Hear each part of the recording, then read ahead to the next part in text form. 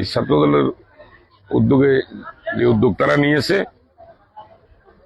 এই ছাত্রদেরকে এই তরুণদেরকে এইভাবে ক্রীড়াঙ্গনে আকৃষ্ট করার জন্য জিএমএড হাই স্কুল ফান্ডের অভাবে কোনোদিন আমি জীবিত থাকা অবস্থায় প্রতিযোগিতা থেকে বিরত থাকবে না। আপনি সম্ভবত সেদিন ছিলেন।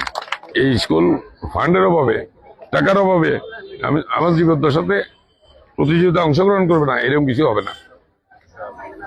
তো আজকে আবারও এই ছাত্রদলের উদ্যোগে যে উদ্যোগ তারা নিয়েছে এই ছাত্রদেরকে এই তরুণদেরকে এইভাবে ক্রীড়াঙ্গনে আকৃষ্ট করার জন্য আজকে আমি এখান পর্যন্ত আসছি। অনেকেই মাদকের কথা বলছে, আমি আর সেটা নাই বা বলি। বিভিন্নভাবে নষ্ট হওয়ার বয়সটা এটা। এই বয়সে যদি আমরা তাদেরকে একটু গাইড করে আমরা যদি একটু টেনে দূরে রাখতে পারি, স্কুল কলেজ মসজিদ মাদ্রাসার মাধ্যমে, খেলাধুলার মাধ্যমে, তাইলে এই ছেলেবেলেগুলো এরা তো আমাদেরই সন্তান, আমাদেরই এলাকার সন্তান। এরা যেন কোনোভাবে নষ্ট না হয় সেদিকে খেয়াল রাখার জন্য এই ক্রীড়াঙ্গনকে আরো উৎসাহিত করার জন্য যদি কোনো কিছু করা লাগে সেটা ইনশাল্লাহ আমি করব।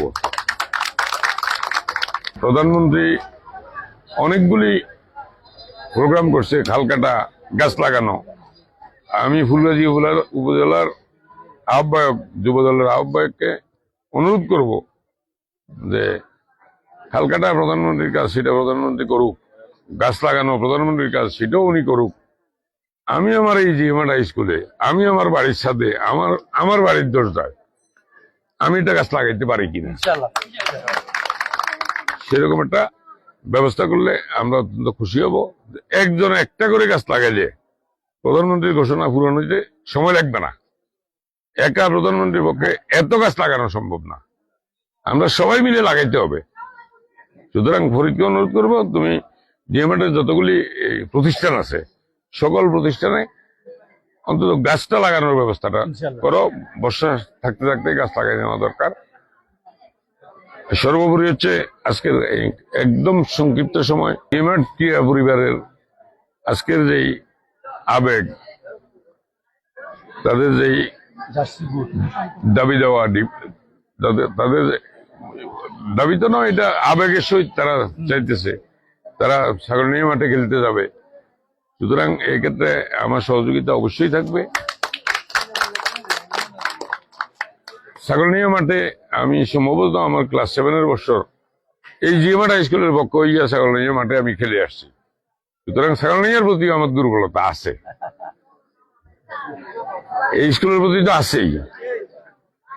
আর আমি আর বেশি লম্বা করতে চাই না, খেলা শুরু হয়ে যাবে। সবাইকে ধন্যবাদ, সাংবাদিক ভাইদেরকে ধন্যবাদ, আপনারা কষ্ট করে আসছেন। এখনই খেলা শুরু হয়ে যাবে। আমার মনে হয় খেলার প্রস্তুতি নেওয়াই আমাদের জন্য উত্তম। সবাইকে ধন্যবাদ, ছাত্রদল, যুবদল, বিএনপি সহ সকল দর্শক, ছাত্রছাত্রী ভাইবৃন্দদেরকে ধন্যবাদ, আন্তরিক শুভেচ্ছা। ধন্যবাদ।